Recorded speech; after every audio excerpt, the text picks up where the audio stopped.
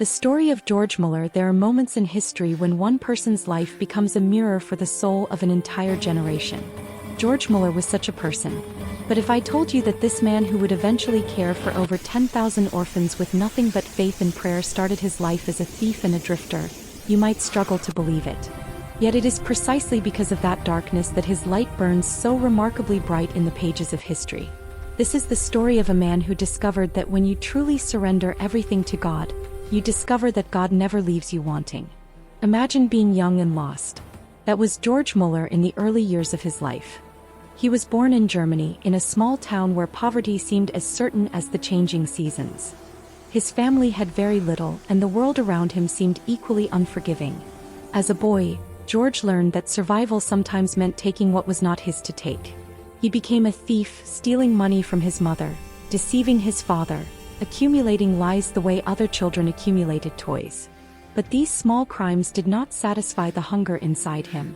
They only deepened it. By the time George was a teenager, he was already living a double life. On the surface, he attended university to study theology, a path his parents desperately wanted him to follow. They believed that education and religion might save their wayward son from the trajectory he seemed destined for. But beneath that respectable exterior, George was spending his nights in taverns, drinking heavily, spending money he did not have on pleasures that left him feeling emptier than before. He made friends with people who encouraged his worst impulses. He gambled. He lied. He stole.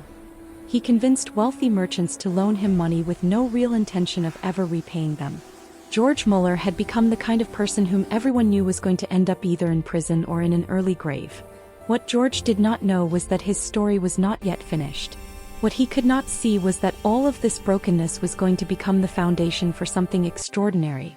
Sometimes we must hit rock bottom before we can truly rise. Sometimes we must walk through complete darkness before we can understand the nature of light. The turning point came when George was 19 years old. He attended a prayer meeting quite by accident, almost as if he was drawn there by a force he did not understand. The people he met that night were different from anyone he had encountered before. They spoke about faith not as a distant concept but as a living, breathing reality. They talked about prayer as though they were actually having conversations with God himself. They spoke about surrender as though it was the greatest freedom anyone could ever experience. Something in George's heart cracked open that night, and for the first time in his life he felt the genuine presence of God. It was not an intellectual experience.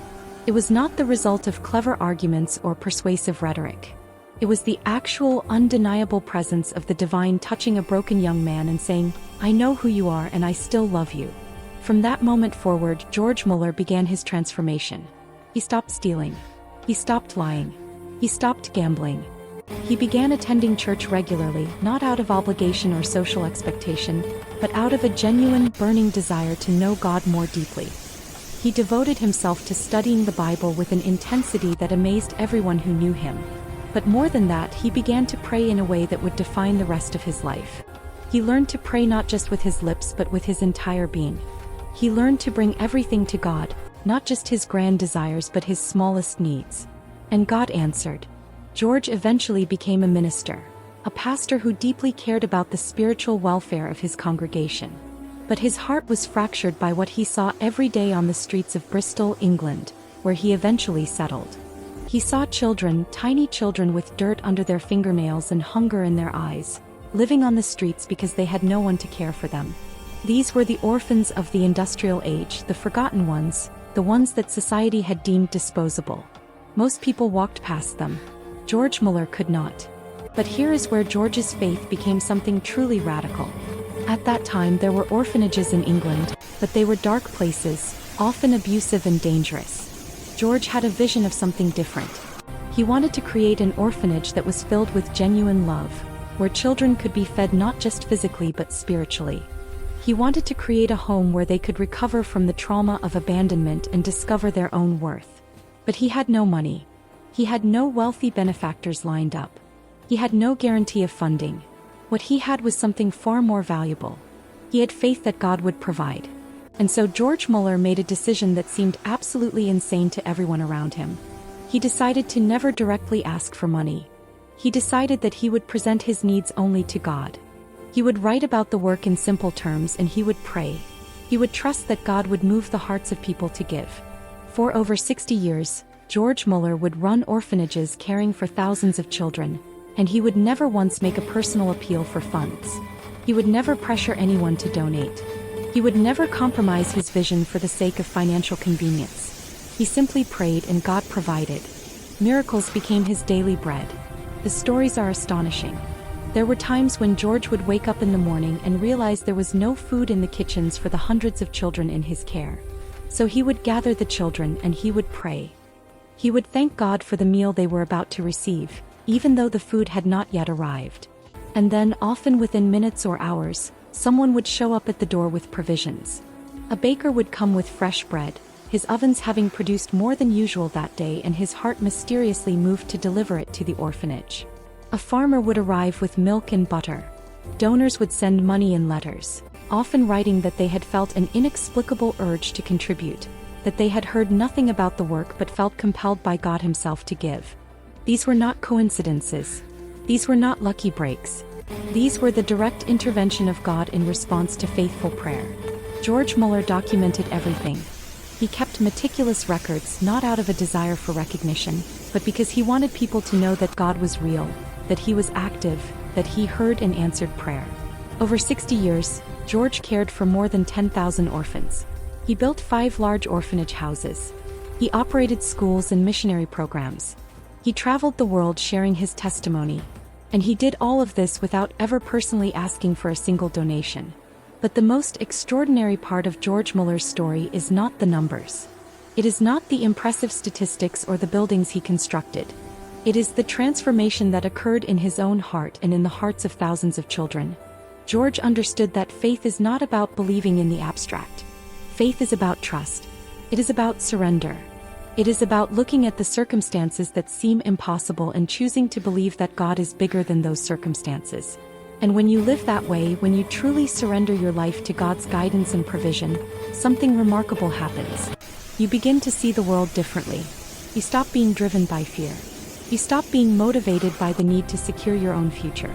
You begin to live with a peace that passes understanding. The children who came through George's orphanages were not just given food and shelter. They were given something far more precious.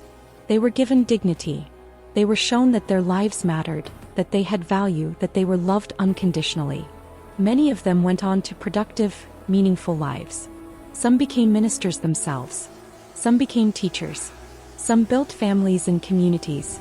The ripple effects of George Müller's love and faith extended far beyond his lifetime, touching generations that he would never meet.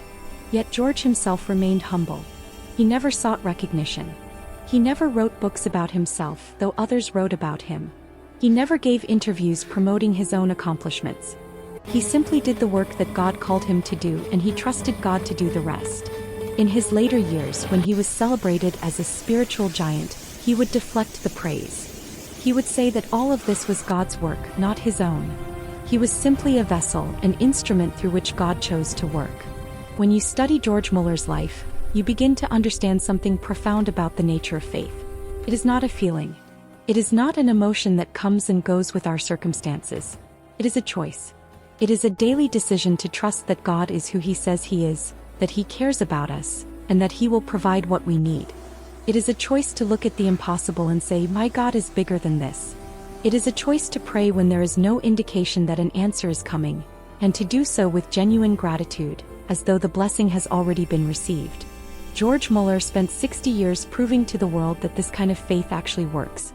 He proved it not through grandiose miracles or supernatural displays of power, but through the simple act of loving children with an abandoned heart and trusting God with an absolute faith.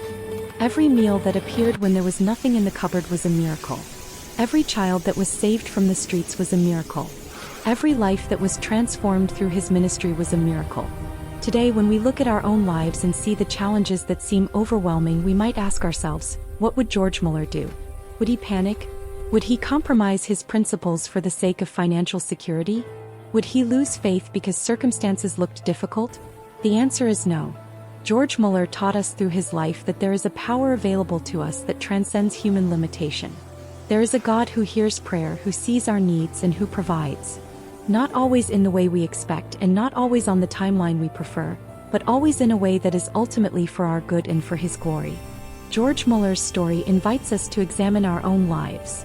It challenges us to ask ourselves, how much do I really trust God? Am I willing to surrender my need for control and security in order to experience a deeper faith? Am I willing to pray and wait, believing that God will come through, even when circumstances suggest otherwise? These are not easy questions. They demand honesty and vulnerability, but they are also the questions that lead to the most abundant and meaningful lives. From a criminal past to a legacy of love and faith, George Müller showed us that no one is beyond redemption. No matter how broken we are, no matter how many times we have failed or fallen short, God can take our lives and transform them into something beautiful. He can take our failures and turn them into ministry. He can take our weakness and turn it into strength. He can take our desperation and turn it into the foundation for extraordinary faith. This is the life of George Müller, a man who discovered that when you give your entire life to God, when you stop trying to control the outcome and simply trust in divine provision, you end up with far more than you could ever have acquired through your own effort and scheming. You end up with peace. You end up with purpose. You end up with a life that matters not just for your own benefit but for generations to come. And you end up discovering that faith, true faith, is the most powerful force in the universe.